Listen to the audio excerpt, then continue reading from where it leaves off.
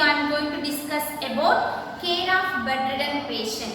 So this is the chapter of therapeutic nursing care and unit 7, and the subject is fundamental of nursing for GNM first year students. So now I am going to discuss about care of bedridden patient. So who all will come under the bedridden and what are the causes it leads to the bedridden. So that thing now I am going to explain. So in care of bedridden patient, suppose the patient may have fracture. So the patient may have fracture. So in these condition also the patient may be how they are going to treat. So that thing now I am going to explain. So first thing, mobility. So mobility means is what?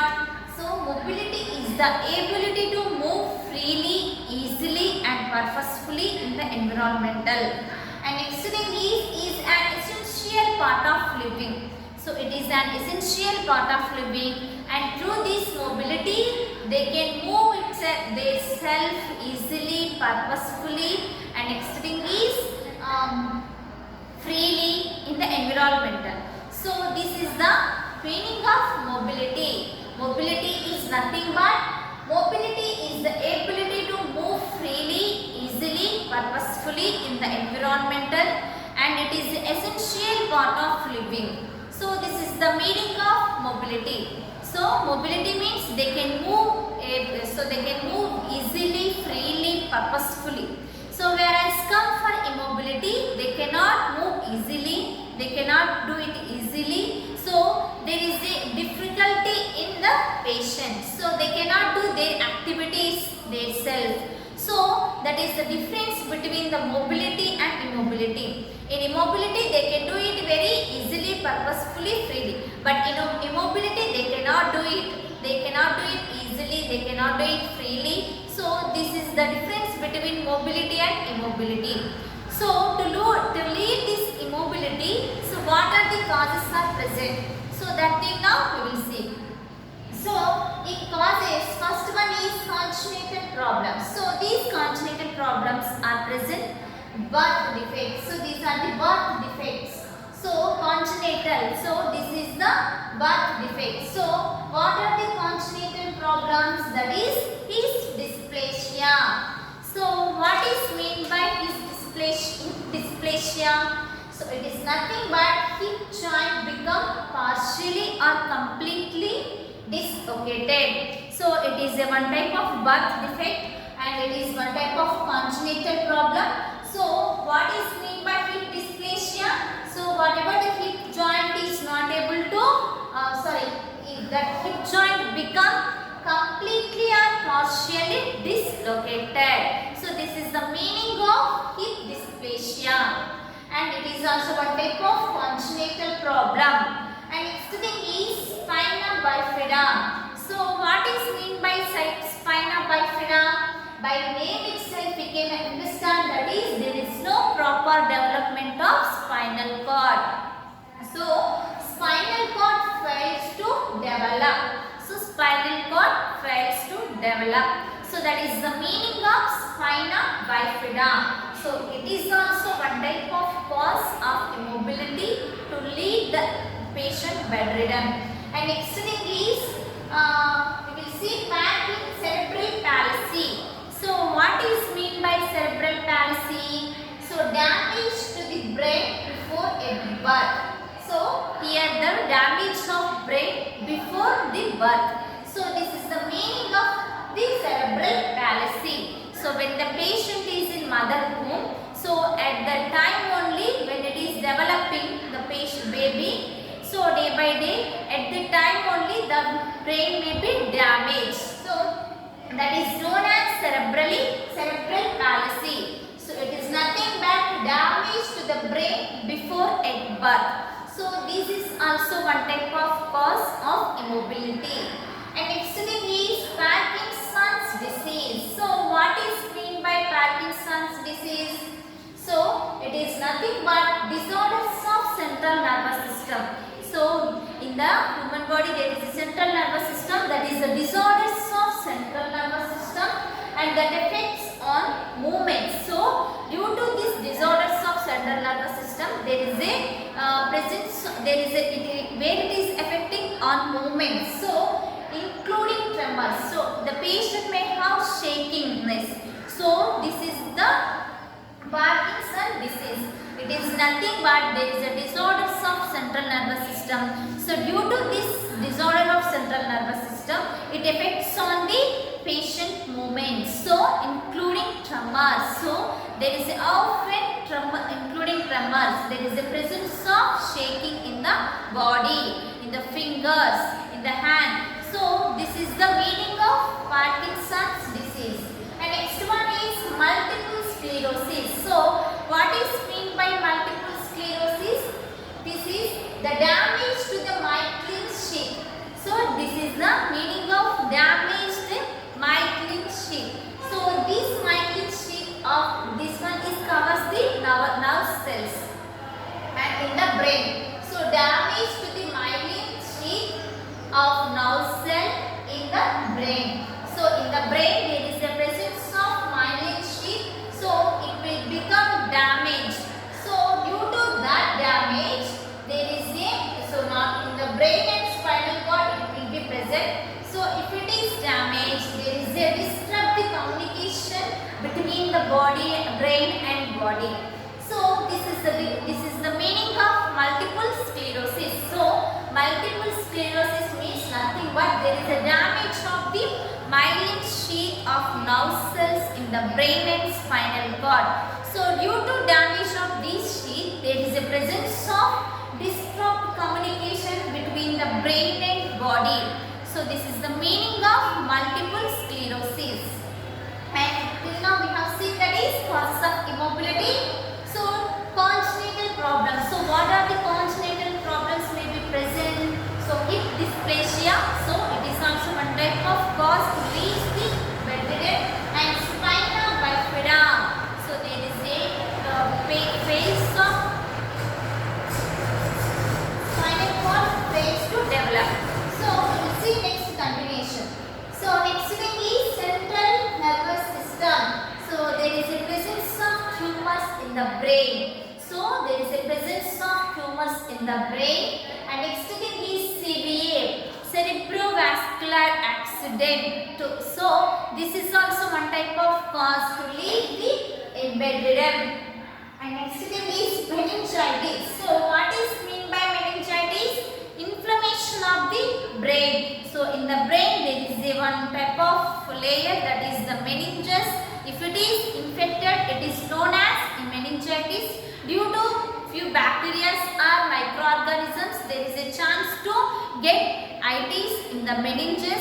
So due to this meningitis is known as the inflammation of meninges in the brain. And next thing is spinal cord injury. The patient is having any spinal cord injury. And next one is amputation and joint replacement. So amputation and joint replacement. So amputation, when the patient is having fracture or any injuries, due to that there may be a chance to get amputation. So they can remove completely their hand or leg due to that injury. So when they are going to do this amputation and going to replace joint replace, when they are going, and next thing is joint replace. So at that time also the patient cannot mobility, the patient cannot do his activities. So it may leads to the bedridden. So in such type of condition, so they are going to become bedridden. So in the bedridden patients, so how they are going to treat?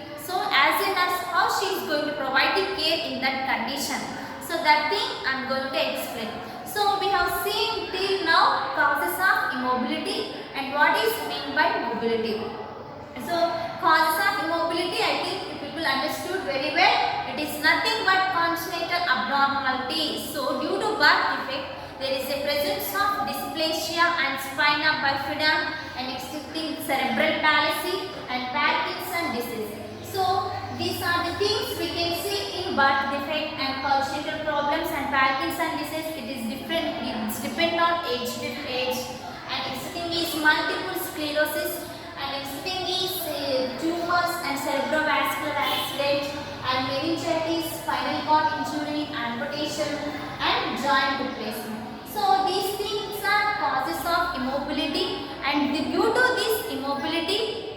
the patient cannot do his activities and he cannot move easily, he cannot do it freely. So these things, this is the meaning of immobility. So such type of patients, how they are going to treat in the hospital. So we will see now the care of the immobilization of patient. So now that thing I am going to explain. Immobilization patient. So prevention decubitus ulcer. So when they are going to give the care for the bedridden patient, and it means that immobilization of patient, how they are going to see, how they are going to prevent for the decubitus ulcer from bed sore, from bed ulcer, pressure ulcer, how they are going to provide the care and how they are how they are going to provide the prevention for that ulcer. That thing now I am going to explain. So first thing is identification of client who are particularly prone to the development of decubitus ulcer. So first thing is when they are going to provide the care for immobilization patient, so they are mostly focusing on the decubitus ulcer. So when they are going to focus on this ulcer, they have to identify the client who are particularly prone to the development of this ulcer. So which patient is going to develop mostly bed ulcer, pressure ulcer. So such type of patients they have to identify. And next thing is daily examination of the decubitus ulcer. So they have to daily examine the pressure ulcer. And next thing is for redness and discoloration of blister. So daily they have to observe that pressure ulcer and this color of the skin and redness. So and color blister, how much it is forming and what is the color and how much redness. The things they have to observe. Keep the client clean and dry. These things are present in the patient or not. They have to keep the client clean and dry. And next thing is change the position every 2 hours. Change the position every 2 hours. So why they have to change the position every 2 hours? So mostly who are bedridden, so that patient may get pressure ulcer. So in order to prevent that thing, they have to change the position. So that the way, mostly if the patient is continuously sleeping one side means there is a chance to get pressure on his skin. So due to that pressure, there is a presence of redness and skin peel may be present. So in order to prevent that weight, so that thing, to prevent that thing, they have to change the position every second hourly, so that there is a so that they can prevent the pressure ulcer on the patient. And these are the things we can see in the care of bedridden patient. So till now we have seen that how they are going to treat what is the meaning of mobility and what are the causes of immobility and how it leads those causes to become bedridden. And next thing is when they are in immobility, how they are going to prevention for pressure ulcer. So that thing we have seen in this class. So hi dear students, we are discussing about the care of bedridden patients. So this video is a continuation of previous video. So we see now how they are going to give the care for immobilization patient and how they are going to prevent from the pressure ulcer for those conditions. So that thing now we are discussing. So change the patient position every 2 hours. We have seen why they have to change the position for every 2 hours to prevent from the pressure ulcer. So that this is the process to we can see in the prevention of pressure ulcer. And next one is provide a smooth and wrinkle-free bed on which the client can take rest. So they have to provide the smooth bed and they have to provide the smooth and wrinkle wrinkle free bed. So they have to provide the smooth and wrinkle free bed to provide the bed rest to the patient. Next one is use special mattress to reduce bed sore. So they have to use the special mattress who is having bed sore. So if the patient is having bed sore, they have to use special mattress. So such type of air mattress, water mattress they have to use. So that if they are using that kind of mattress, there is a presence of air. It is giving the air.